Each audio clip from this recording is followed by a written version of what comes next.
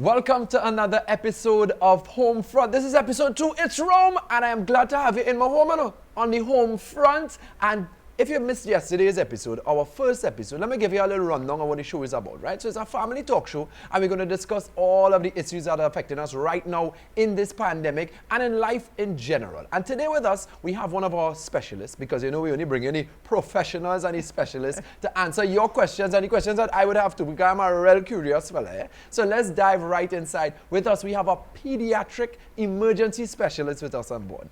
Welcome, Dr. Paula, how are you? Paula Robertson. I am very well, Rome. Thanks for having me. Thank you, Doc, for being here with us on Home Front. So let me jump inside. The vaccine is the hot topic. It's on the radio, it's on the newspapers, it's on the news all over Trinidad and Tobago. They're talking vaccine. Yeah, now, a lot of people are saying they don't want to go and get the vaccine just yet. They want to wait and see how things go. What is your take on that? So I will say I was one of the first group to get the vaccine. You did? Yeah, I did. The first batch that arrived, because of my job as a frontline worker, I realized how important it was. So I got my first vaccine all the way in February. Yeah, I'm due to get my second dose the first week in May. So for me, it was a no-brainer, definitely getting it. It's going to come down to this. What is going to get us out of this pandemic is really having enough people with antibodies against the virus, while we do all the protective things, wear a mask, social distance, etc., and protect the people who are most vulnerable.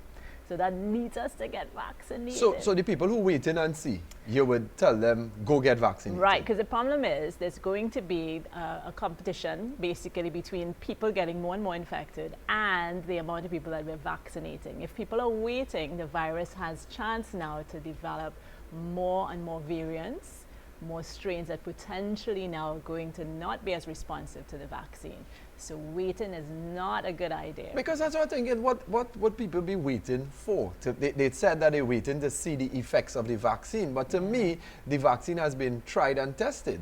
And then we had hundreds of thousands of people, millions of people actually around the world who have already been vaccinated. So even in as small as Trinidad and Tobago is, I think we have already seen the effects of the vaccine as it has worked worldwide. Yeah, no, very true. I mean, I think people have been concerned that there's a perception the vaccine, has been produced very quickly. Right. You got to remember, actually, the technology and the understanding has been there before. We've already had a lot of experience with doing vaccines against coronavirus, which is the type of family that COVID-19 belongs to. And so it was just a matter of adapting and adjusting the already understood technology. So don't be worried about the fact that it seems to be produced. There's a lot of collaboration that went into producing these vaccines. And in terms of the vaccine, a lot of people as well were saying that they're afraid to get the vaccine because of the side effects. There was a video on social media where somebody got a vaccine and they started to twitch and they started to move and they started to dance and somebody said they grow a tail. And so in terms of the side effects, you experienced it. You got the vaccine yourself. Yeah. What could somebody expect? And then how could we reduce the effects of the side effects of the vaccine? Good questions. So first of all, you cannot get COVID-19 from the vaccine. I really want to establish that because it is impossible. You're saying that you can't get it from the vaccine. So you won't get COVID-19 from getting your shot, right? Because there are no infectious viruses inside the vaccine itself. The second thing is that the way vaccines work are by stimulating your body's immune response, stimulating it to produce antibodies. And when that happens, your body is going to tell you, listen, there's something here that's getting me to produce the stuff I need. And that's going to make you feel a little unwell. So common side effects are feeling a little bit fluey, a little bit achy, muscle aches and pains are really common, headaches have been described. Some people find the most common is actually a little tenderness and soreness at the site. So for me, I found that for about 48 hours afterwards, I was a little tender in my arm. I had some chills, a little bit of muscle aches, and maybe a mild headache. But what generally is described is just take some rest, lots and lots of fluids, things like Panadol, paracetamol work really well. And just take it easy, and actually within about 48 hours, I was fine. Should be all right. Yeah. So it's nothing to panic about? Not at all. In fact, it's a sign that the vaccine is working, it's doing its job. yeah, in your system. That does not mean if you don't get side effects, it's not working for you. It's just that if you are experiencing side effects, it is more a sign that your body is doing the right thing. It's producing the antibodies you need.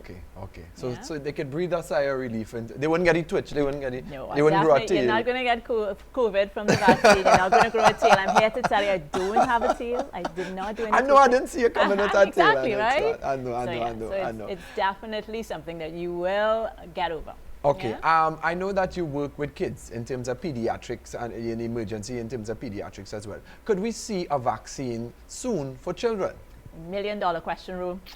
So right now, the main front runners for vaccines essentially are licensed for 16 and over. So that's Pfizer, Moderna, and the AstraZeneca, and even Janssen. Right now, all of those have been doing some studies on younger children. So Pfizer and Moderna have been looking at studies for children 12 and above. And they've just actually released some really interesting data that suggests it's really effective in that age group, with data suggesting it's up to about 100% effective, which is good news. What had happened is AstraZeneca had started looking at children as young as 6 and above, and at the moment that those studies have been put a little bit on hold while they are looking at potentially the risk of things like, which are relatively small, as we know, of strokes. Of clots, sorry. Of clots. My apologies. And in terms of the effects of COVID-19 on the children versus the adults, what have you seen Good question. so far? Well, what I would say, just to go back a little bit to the thing, is that what I suspect will happen, what the US are predicting, is that there'll be a vaccine for kids over 12, possibly by later this year. And then this is in the US. So no, but in terms of the response of a kid's immune system to COVID-19, not the vaccine, to the virus, in terms of if a child contracts COVID-19, would they be able to shake it off? Understood. So actually what we know is that in the majority of children, the actual COVID infection is mild. Most kids, in fact, if they have had the opportunity to get the virus, what we have found is that they generally don't seem to be so unwell. There's lots of theories as to why that is, from the point of view that maybe the receptors in the nose where the virus enters isn't so well developed in kids, to the fact that maybe they've been exposed to other coronaviruses before, but for whatever reason, the kids generally tend to not be the sicker ones. And we know it affects our older population and those with comorbidities mainly. There is a small minority of children who can later on develop something called MIS-C, is what it's called for short, multi-system inflammatory response to the virus, which is not an illness in itself. They're not infectious, but it's more that the antibodies that their body has produced has caused an inflammatory response. So that usually happens about 4 to 6 weeks after the COVID. And piggybacking on the children, I know in the young adults too, they said that if you contract the COVID-19 virus, that the symptoms are mild a lot of the time. So then if I am a young, fit, healthy person and the symptoms are going to be mild, then why should I even bother to take the vaccine? It comes down to this. First of all, we are part of a wider community, and what we need to do is remember that all of us have elderly relatives, people that we want to shield and protect. While we ourselves may not necessarily be so sick with the virus, we have the ability to spread it to others who might well be. And so we've got a duty of care to look after the others as well, who may be more vulnerable. The other is, as the virus changes and new variants arrive, for instance, we're seeing in Brazil that younger people are actually getting sicker with the variants.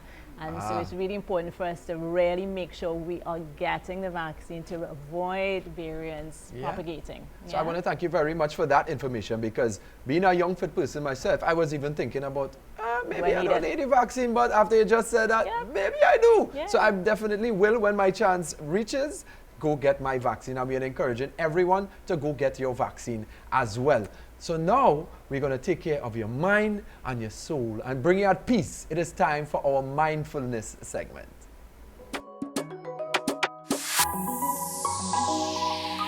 Welcome to this Mindful Minute.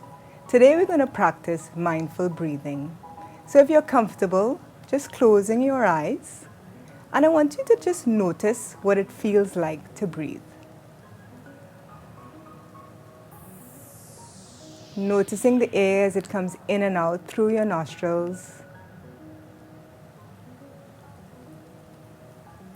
Following the air as it goes in through your lungs. You might notice the rise and fall of your chest or your abdomen. And if you're leaning against the chair, you might even feel your back moving with each breath.